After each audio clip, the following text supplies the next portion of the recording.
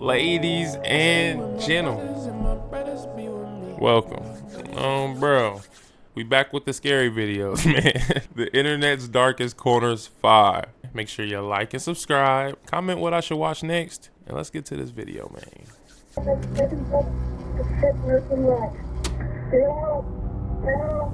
Cincinnati 911.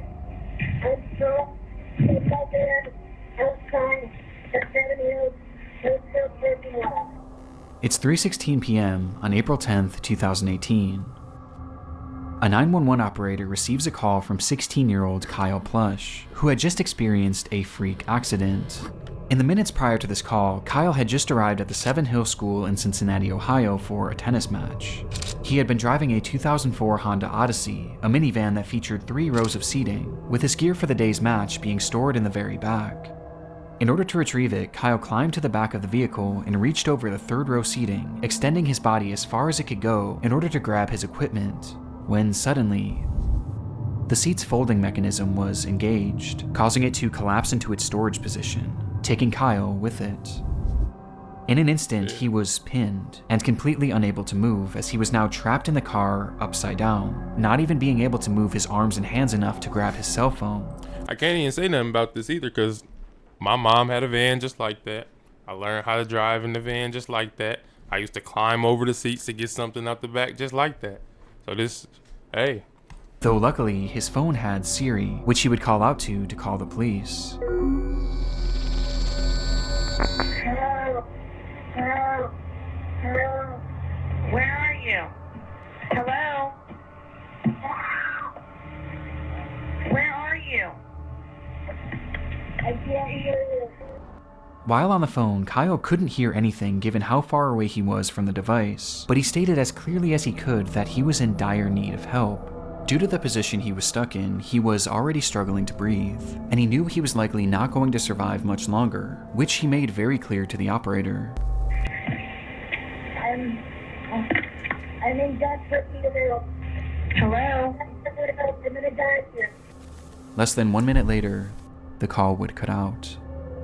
In the recording, Kyle clearly portrayed to the operator where he was, that he couldn't hear her, and that his life was in danger, which prompted her to immediately send a patrol car over to the school in search of him, though inexplicably, she never told the officers that Kyle believed he was going to die. Why would you leave that out? That's the most important detail of the whole call. Bro, first off, what's your name? Where are you at? And what's wrong? Hello? They hire anybody these days, boy. Onward.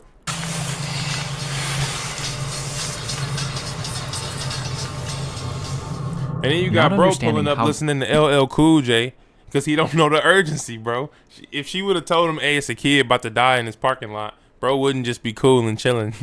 You know what I'm saying? He'd be having, this is dire the situation was, the officers that pulled up to the scene didn't even bother to stop the car. Instead, they simply drove throughout the parking lot, unsure of what car was Kyle's. They didn't even bother to turn down their music or crack a window.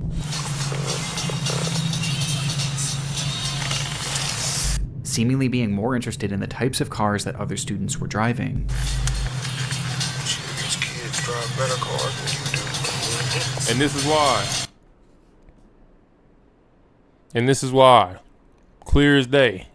Mall cop. Oh, bro. Some of this shit just writes itself, bro. Over. As officers continued their half-hearted search, another phone call would be made to 911. It was Kyle, whose tone was now drastically different.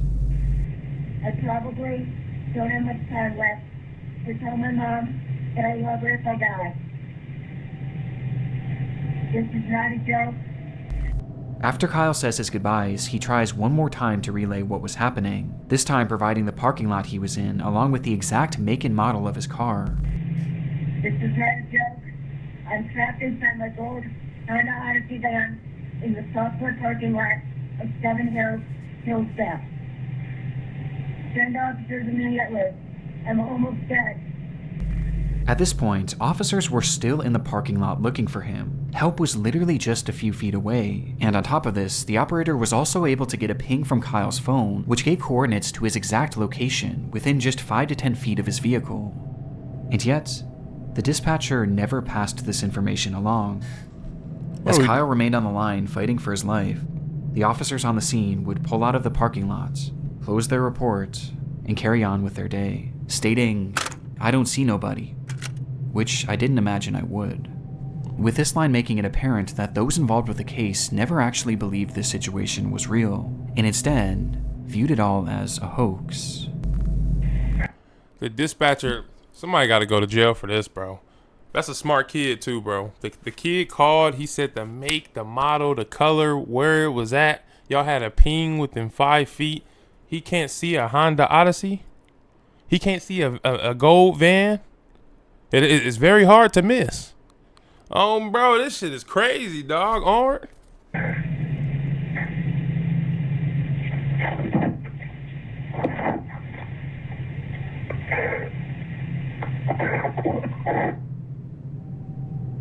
Just minutes later, Kyle would go quiet, and the phone would disconnect for a final time. It would take 6 hours for that trunk to be opened, and not by the police, but instead by Kyle's father, who had no idea that any of this had taken place, seeking out his son's vehicle only to find Kyle flipped upside down in the trunk. He had been dead for hours. Despite the circumstances, Kyle did everything right. He remained calm, he was respectful, and he described exactly where he was and what his car looked like. And yet, the police never really bothered to take his case seriously, instead believing that this was all just a prank. And had the dispatcher simply relayed how serious the situation was, and had these officers just gotten out of their car to look more thoroughly, Kyle Plush most likely would have survived. As a result of the mishandling of Kyle's case, his parents, Jill and Ron, were awarded a $6 million settlement with the city of Cincinnati. Though even that's more like it. It sound like $6 million is a lot, because it is a lot. But like, bro, your kid died. Like, F that $6 million, bro. I want my kid, or I want any of my family members, bro. But good for them though. Bro, they should have paid more, in my opinion. And more importantly for the couple, they vowed to do their part to assure that mishandled 911 calls of this nature never happen again, as they've gone on to consult with various emergency call centers to tell Kyle's story, somehow taking this horrible accident and selflessly turning it into something positive for the rest of society. Today, these phone calls remain relics of a grave error made by law enforcement, and a life that never should have been lost, with these recordings now being forever immortalized in the internet's darkest corners. Clearly shows the metamorphosis. Let's get it started, ladies and gentlemen. Make sure you like and subscribe, man. Yes, it's hide and seek. I am sick and devastated.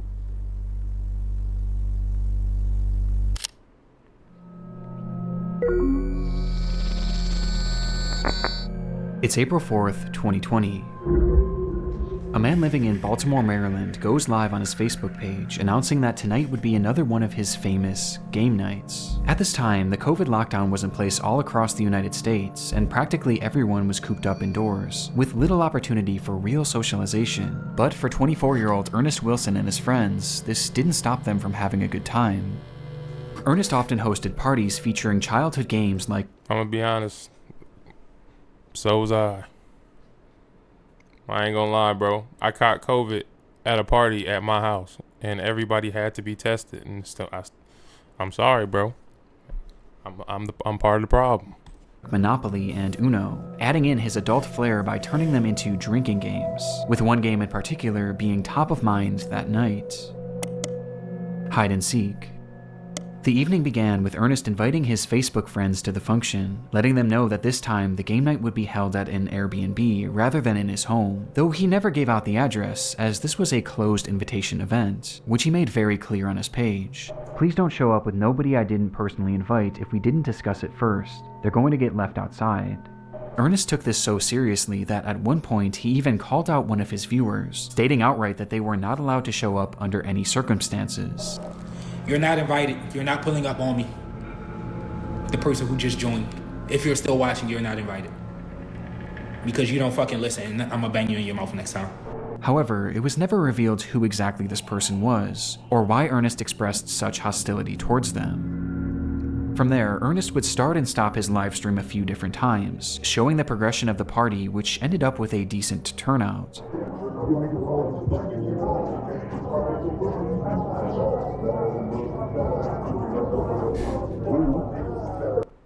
I don't think that's a decent turnout.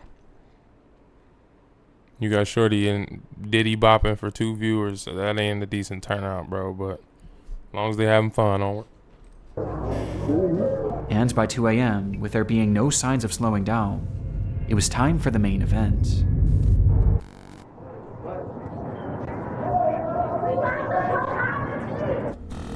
About to play hide and seek.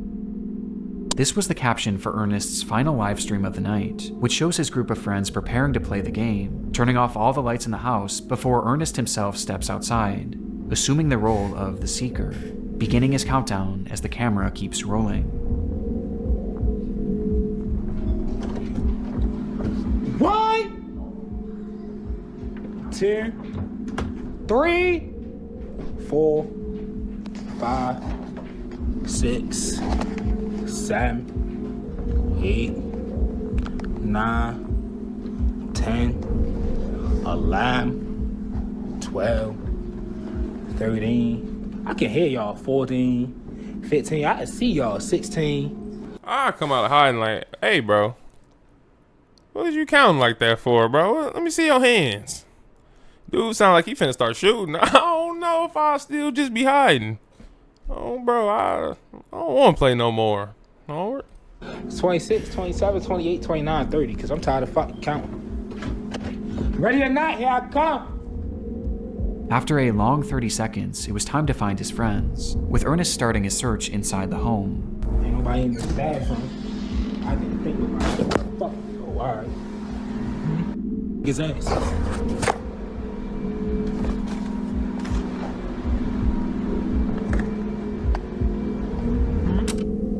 Until he notices something. Next time they on y'all ass. Down here. The front door locked. Damn it. I'm on your ass. According to Ernest, someone was trying to get in through the front door, unaware that he had just locked it. And assuming that this was one of the people he was looking for, he took off to the backyard, believing that's where he would find them. And sure enough, he did. 1, 2, 3. Who the f is that, you? I don't know. Get your dumb on the other side of this gate. Who the fuck?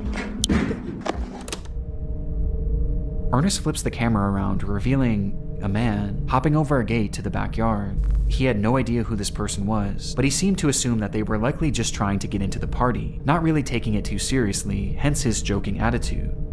Though his attitude would soon shift drastically. Yo. Dumbass nigga. This can't be one of my friends. Fuck on the ground. Hey, Pride! Pull that shit up! Hey! In this moment, Ernest's live stream cuts off, and he would never go live again. According to those at the party, this unknown man hopped the fence and brandished a gun, stating that he was there to rob the place, being followed by one other person whom the group also failed to recognize. Ernest tried his best to run, but was eventually caught in the house, where after a few minutes, and for reasons unknown, the man seen hopping the fence fired his weapon, striking Ernest twice and ending his life. The killers quickly fled the scene without harming anyone else, or seemingly without even taking anything. The footage is highly disturbing, knowing that we're witnessing the final moments of a man who was just having some fun with his friends. But what makes this so much darker is that we have no idea who this person is, or why they did what they did. Even after 4.5 years, Ernest Wilson's killers have yet to be identified. Detectives working. That's why y'all don't need to be on Facebook Live dissing people when everybody know you having a kickback, buddy. Must be a little bit smarter about our decision making, guys. Onward. RP. on the case have theorized that this was likely a robbery gone wrong, potentially spurred on by Ernest's posting habits, as to put it bluntly, he was a drug dealer, as on his Facebook page he often showed off huge amounts of his product, including during a live stream he did on the very day of this party. And also on the same day, Ernest had made a post about how much cash he had on him, essentially putting a target on his back. Online, some have theorized that this botched robbery may have been committed by the person that entered Ernest's livestream earlier that night, which caused him to have that intense reaction. You're not invited. You're not pulling up on me because you don't fucking listen, and I'm gonna bang you in your mouth next time. Though to my knowledge, this person has never actually been tracked down. But by far the most common sentiment online was that Ernest's friends were involved to some capacity, as none of them were injured and none of their possessions were taken, making it clear that at the very least this crime was targeted at the host. And on top of this, remember, Ernest never shared the address for that Airbnb, at least not publicly. And yet, these people— He got backdoored. Happen all the time. You gotta watch that back door, man. He said it was invite only, so do the math, man. just so happened to show up to the home at the exact moments that Ernest was by himself in the dark. And perhaps most chillingly, as the robbery is unfolding, you can hear one of Ernest's friends chuckling in the background. This can't be one of my friends.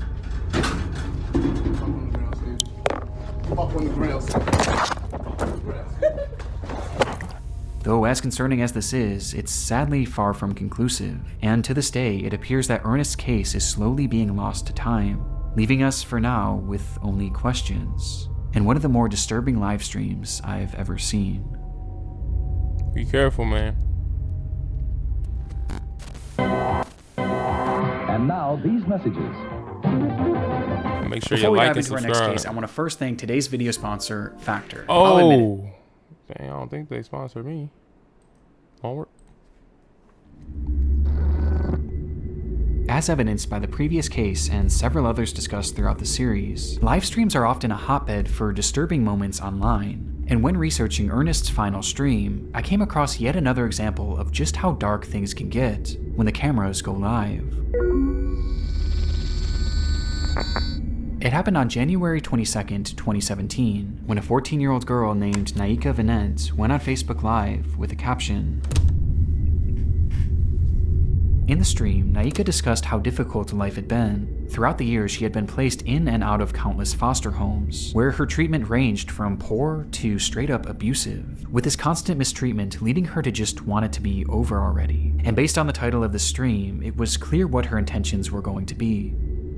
As the livestream progressed, hundreds of people flooded into the video to see what exactly was going on, as word quickly spread that something horrible was about to happen, though you wouldn't know it by looking at the chat. According to many watching, those in the comments had no sympathy for the girl, as many actually mocked her, calling her names and even commented laughing emojis, as she desperately tried to open up, with those same commenters viewing this not as a cry for help, but as a cry for attention, outright pushing her to carry on with these intentions. And tragically, she did, all while the camera remained rolling.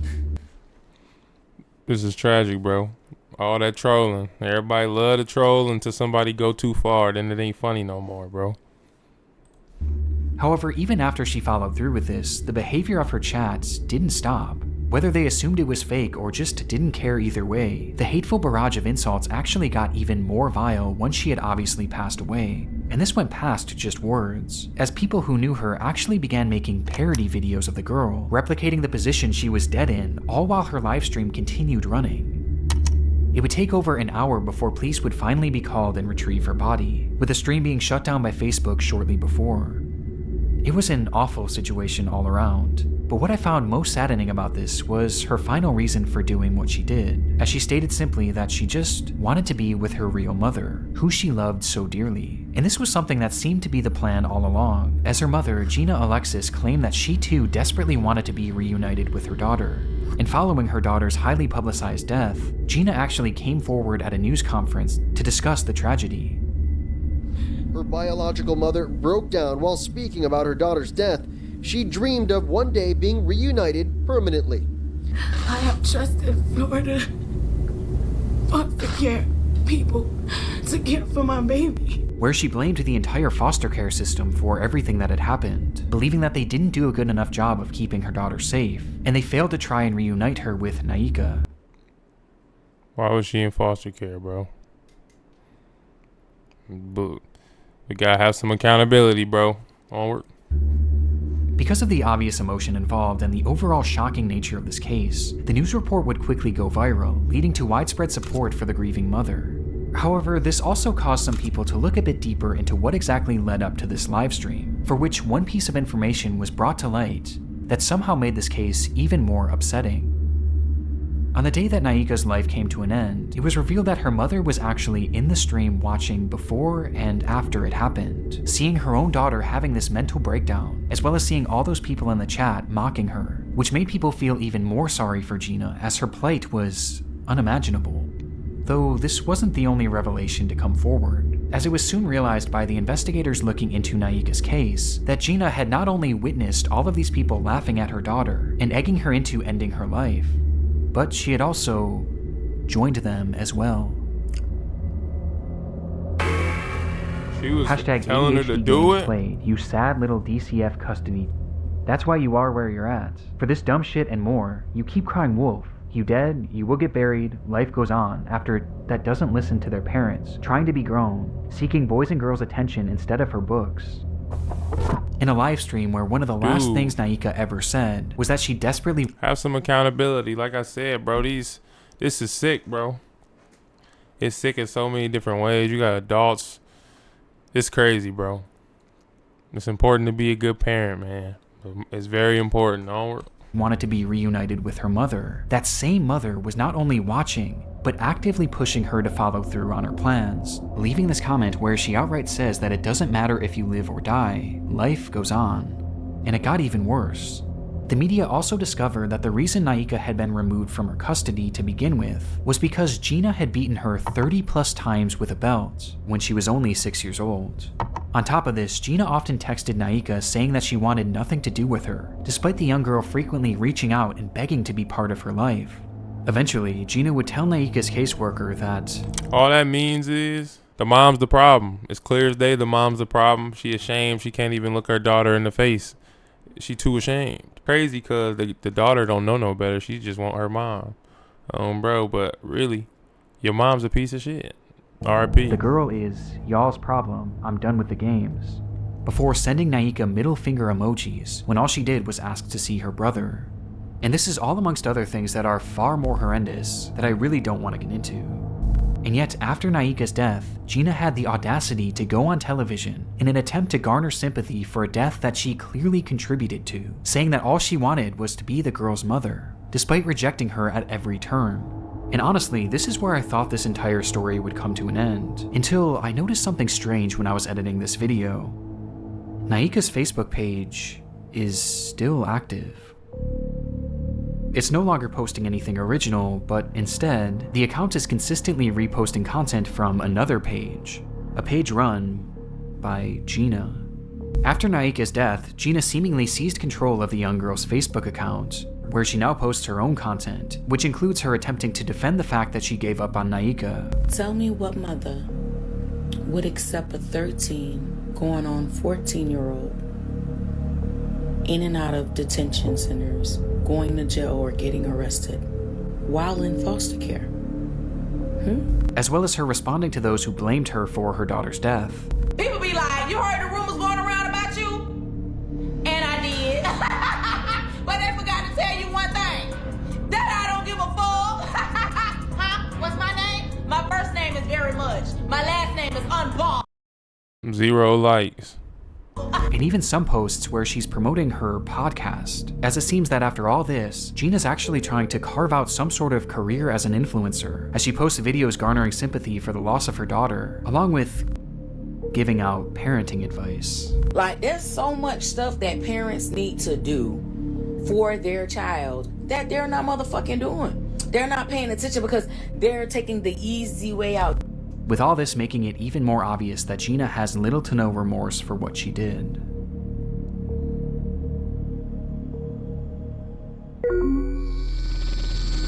Goodness gracious. On the 11th of June, 2009, a young man named Eugene Latta took to an urban exploration forum and wrote, in broken English, "Hello, I'd like to tell you about Odessa catacombs. Odessa is not far from the capital of Ukraine, Kiev. Under Odessa consists the biggest catacombs in the world. Their total length is more than 2,500 kilometers, so these catacombs are much bigger than the Paris catacombs. During World War II, a lot of citizens were hiding in the catacombs. A lot of them used to live there for a year and more, so even today it is possible to find weapons, equipment, and even dead bodies.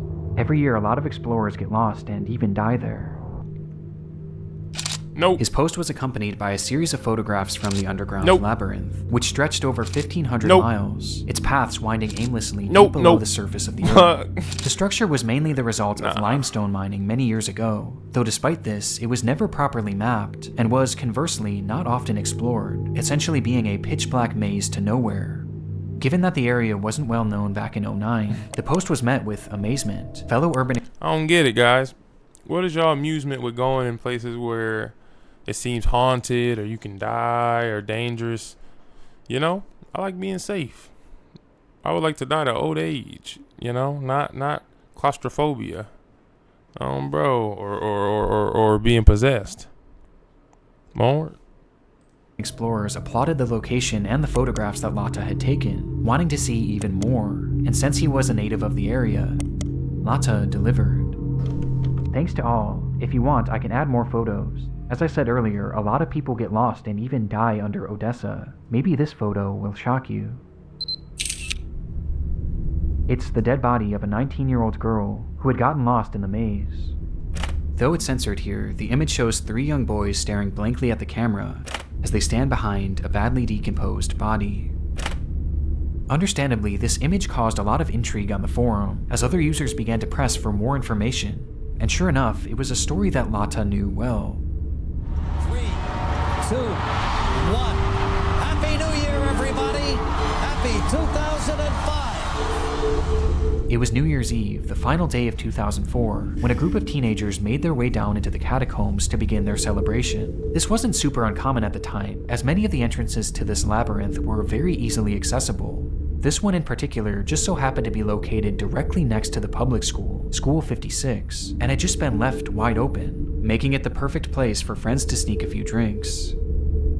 As the group began to grow more intoxicated, one of the girls wandered off in search of a place to relieve herself. However, she apparently took one too many turns and soon found herself completely alone. She cried out, but the tunnels were just too complicated. Each step she took led her more and more into obscurity. Her friends tried to find her, or maybe they didn't, we really don't know. But in their drunken state, they left the tunnels without their friend and never went back to find her. If she did have a flashlight, it wouldn't have lasted long, and for days she likely wandered deliriously through that pitch-black maze, until after what was likely at least 3 awful days, she passed away, with her body being found approximately 3 miles away from the nearest exit. In looking at one of the only attempted maps of this tunnel system, she never stood a chance. Right, bro. Perhaps it was dehydration or hypothermia that killed her, but according to some, based on the photo, the corpse appears to have its skull caved in, implying that in a desperate attempt to end her anguish, she may have bashed her head against the wall until she passed away. Her name was Masha, and she was only 19 years old. 3 long months later, in April of 2005, Latta and his group would stumble across the body, immediately reporting their findings to the police, though law enforcement refused to even try and venture down there in order to retrieve her, as they knew just how dangerous and unmapped this environment was. It would take 2 long years for her body to be recovered, thanks to a friend of Latta writing a strongly worded letter to the government that included a photo of Masha's body. The story is unimaginable. To be trapped in a place like this with no means of escaping, it has to be the absolute worst way to go. And because of the gruesome nature of this story and the photograph, it spread all throughout the online world, where it became a legendary internet mystery, as even with the added context, many were still left with pressing questions. Were Masha's friends involved in some way with her death? Had they abandoned her there on purpose? And did Latta know more than he claimed? But as it turns out, there was one far more pressing question that needed to be answered. In 2015, a full decade after this photo was taken, a journalist named Mike Pearl had picked up the case with the hopes of writing a Halloween article for Vice. And in his research, he made a rather unusual discovery, as according to him, Masha seemingly didn't exist.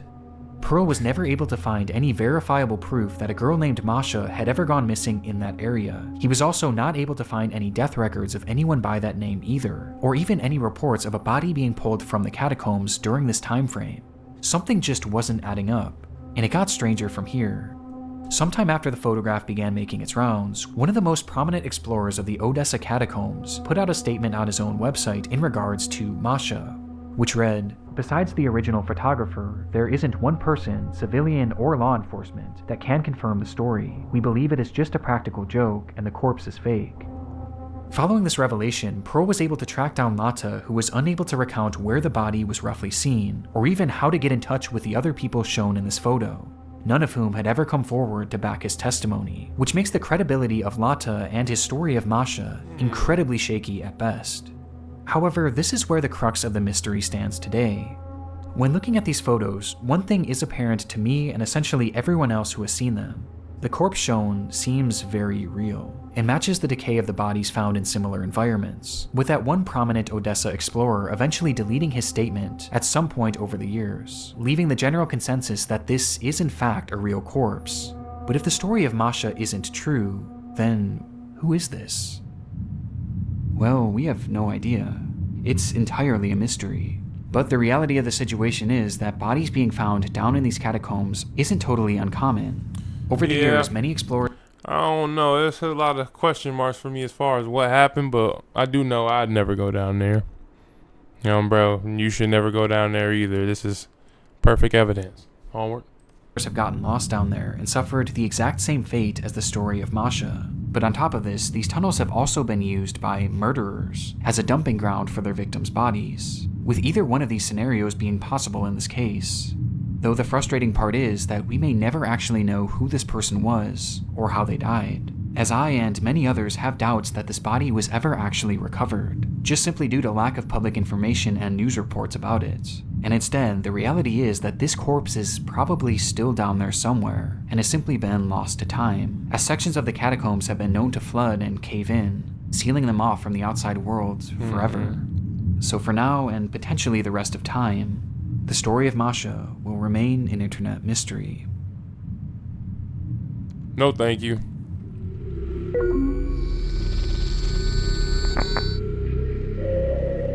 It's September 1985. A hunter trudges through the wooded terrain of Christie Creek, Montana, on the trail of something big. He had been hunting a large black bear and managed to land a single shot, causing the animal to take off, leaving behind a trail of blood. He followed this trail all throughout the remote region before stumbling across a shallow ditch, where he would find a body. Though not the body of the bear he had just shot, and rather, the body of a woman, reduced to bone. The remains were quickly sent off for forensic analysis, though very little could be determined other than the fact that she was a young woman, and that she had been murdered, as they found 2 bullet holes in her skull. With there being essentially no other information to go off of, a special team at the FBI started creating a composite of what this woman may have looked like. This was the result. This was their first attempt at depicting Miss Jane Doe, who they would later dub Christie Crystal Creek, though it wouldn't be their last. Now, how is somebody... I kind of do know somebody that looked like that a little bit. Never mind. Onward. The uncanniness of these depictions is undeniable, and recently I've fallen down this rabbit hole of disturbing police sketches and recreations. As though these can often be very helpful and do lead to legitimately good results, there are often times where they appear almost non-human, with many examples like Christie's being shared online on the FBI's website in order to enlist the public's help in identifying these victims, with one of the more notorious examples coming decades later in 2014. The discovery was made on June 5th of that year, when a group of highway workers were mowing grass in the town of Geneva, Wisconsin, when they noticed a pair of strange-smelling suitcases. Inside them were 2 bodies belonging to 2 women, both in various stages of decomposition, and both appearing to have been strangled to death. One would quickly be identified as 37-year-old Laura Simonson, while the other was in much worse shape. and distinguishing her facial features proved extremely difficult. But this didn't stop them from trying. This is one of the more infamous examples out there due to just how unnatural it appears. With the face of this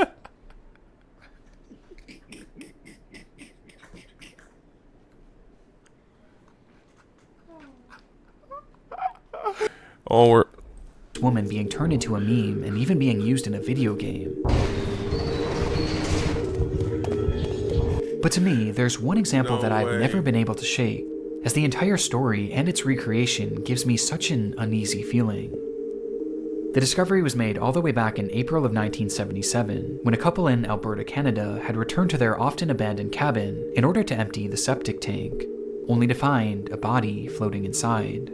The body was in brutal shape and showed signs of extreme torture, as the man had been beaten, mutilated, burned with cigarettes, and even shot multiple times. And due to the condition of the body, it was impossible to identify him, though regardless, a recreation was made, and using a computer model of the man's skull, they slowly pieced him together.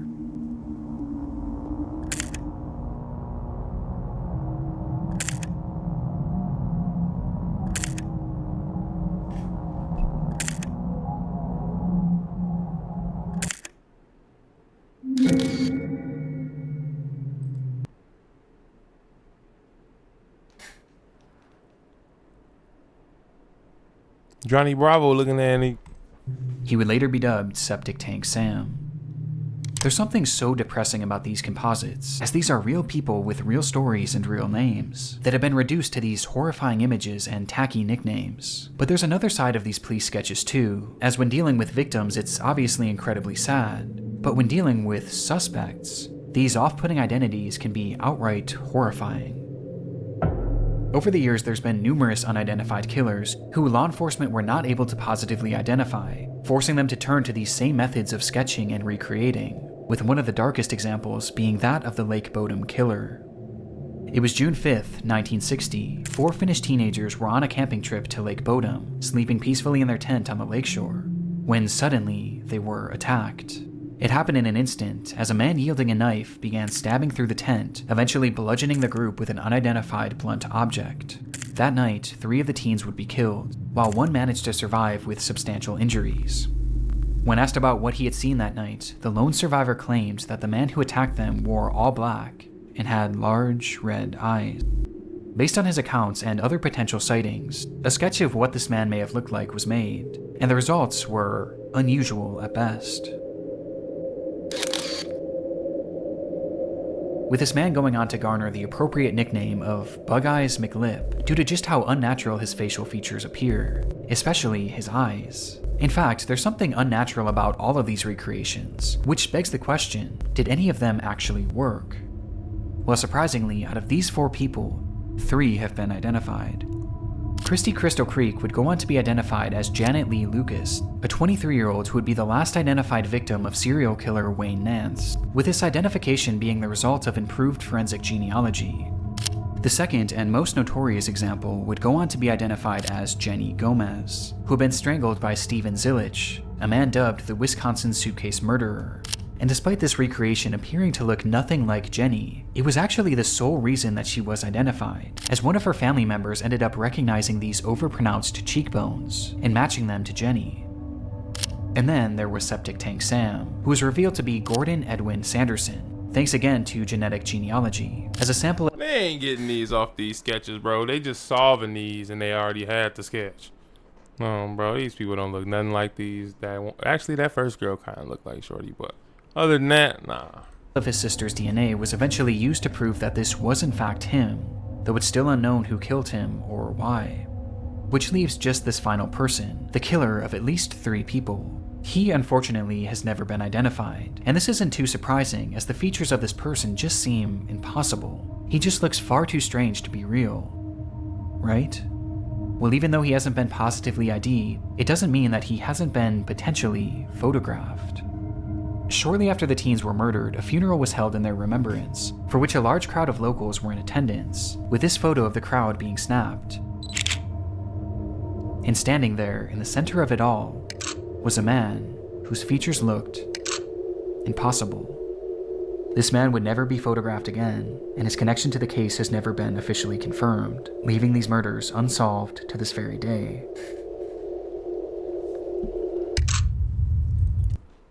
I ain't gonna lie. If this dude was outside my tent, I'm happy I ain't seen him. Make sure you like and subscribe if you enjoyed that, man. We out.